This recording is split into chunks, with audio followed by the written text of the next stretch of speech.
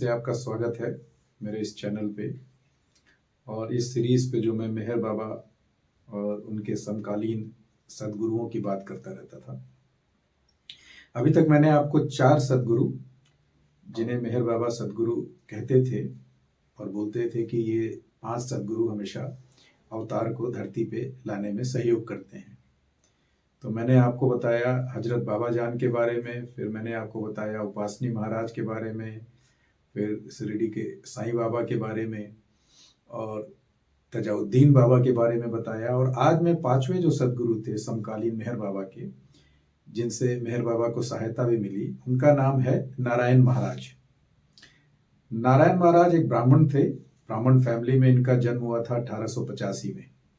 अगर आपको याद है, मैंने आपको बताया था कि वो जो 1850 से का समय शुरू हुआ था, उसमें एक से एक महान आध्यात्मिक लोग धरती पे आए थे, स्पेशली भारत में आए थे। तो 1885 में इनका जन्म हुआ था और 1945 में इन्होंने शरीर को त्याग दिया था। और कैसे त्यागा था ये भी मैं आपको बताऊंगा, जो बड़ा ही दिलचस्प होगा आपके लिए। तो कुल मिला के ये लगभग 60 साल इन्होंने धरती पर व्यतीत किए। नारायण महाराज का जन्म जो है कर्नाटका बेंगलोर के आसपास हुआ था। उस समय उसको अलग नाम से जाना जाता था बेंगलोर में, जहाँ पे वो पैदा हुए थे। और जन्म लेते ही 14 महीने के भीतर उनके पिता का देहांत हो गया। और जब वो 4 साल के थे तो माताजी का भी देहांत हो गया। जैसा कि होता है, जो बड़े ही आध्यात्मिक लोग होते हैं, ज्यादातर उनके माँ बाप उनको जन्म देने के बाद जल्दी ही छोड़ के चले जाते हैं। फिर उनकी दादी उनकी देखभाल करती थी, लेकिन घर में कुछ कारणों से कलह चलते रहते थे, तो इससे वो बड़े परेशान रहते थे। और नजदीक में कहते हैं एक शिव का मंदिर था, वो वहां पे रहने लगे।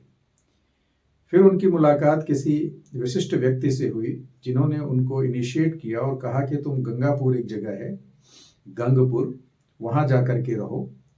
और जैसा उन्होंने बताया था, नारायण महाराज वहां पे गए और उनको वहां पर उन्होंने अपने एनलाइटनमेंट को प्राप्त किया। फिर वो भ्रमण किए, वो पूरे इंडिया में उन्होंने जगह जगह भ्रमण करके अपना कार्य किया, अपने मैसेजेस को आगे बढ़ाया। मेहर बाबा कहते थे कि वो यूनिवर्सल कार्य में मेरा साथ दे रहे हैं। और आप जानते ही, मैंने आपको पहले बताया था कि सद्गुरुओं का काम ही होता है यूनिवर्सल। इनफैक्ट उनके साथ जो हायरकी में और भी सेल्फ रियलाइज्ड होते हैं, उनका भी काम यूनिवर्सल ही हो जाता है। हम सब जब अपने कार्मिक कार्यों से ऊपर उठ जाते हैं तो फिर हम ईश्वर के कार्यों में लग जाते हैं, जिसे ही हम कह सकते हैं कि रियल कार्य होता है। उसके पहले तो हमारे ये कार्मिक बोझ के कारण हम कार्य कर रहे होते हैं, जो रियल नहीं होते हैं, उन्हें हमें निभाना पड़ता है। बट ईश्वरीय कार्य में आप इंस्पायर्ड होते हो और ईश्वर के कार्य को आगे बढ़ाते हो, मतलब क्रिएशन को आगे बढ़ाते हैं। तो ये एक रियल कार्य होता है और इसमें करने में हमको आपको मजा भी आता है जब ये मौका दिया जाता है ईश्वर की तरफ से।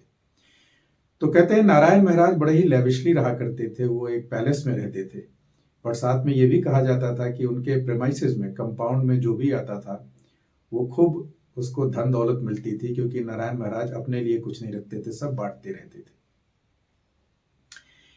1915 में मेहर बाबा और नारायण महाराज की मुलाकात हुई थी, जब मेहर बाबा अपने स्पिरिचुअल एक्सपीरियंसेस को बढ़ा रहे थे, शेयर कर रहे थे 5 सद्गुरुओं से।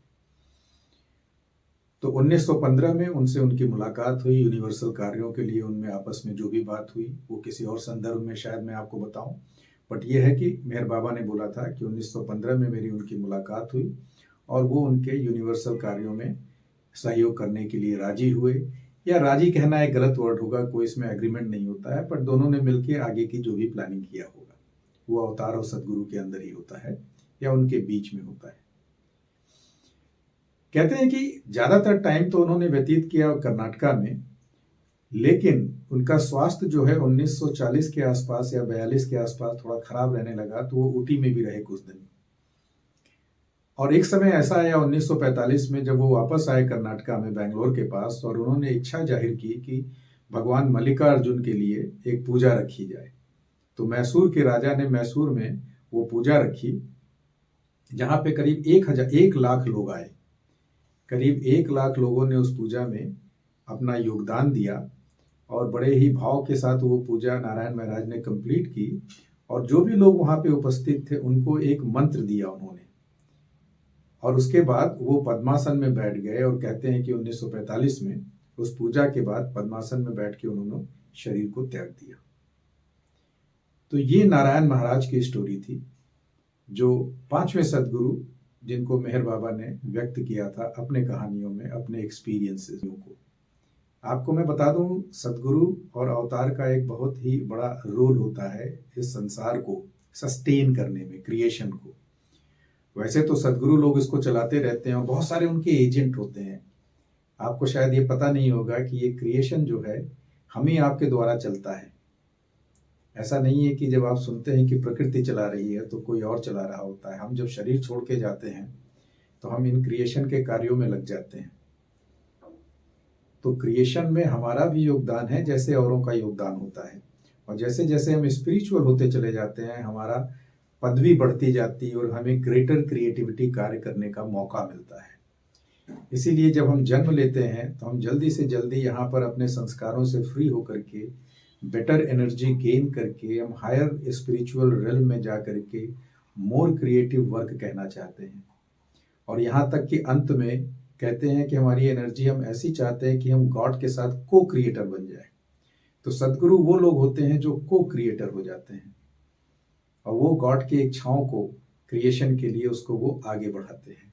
तो ये बड़ा ही मजेदार रहस्य है। इसको जब आप और समझेंगे या जब आपका समय आएगा।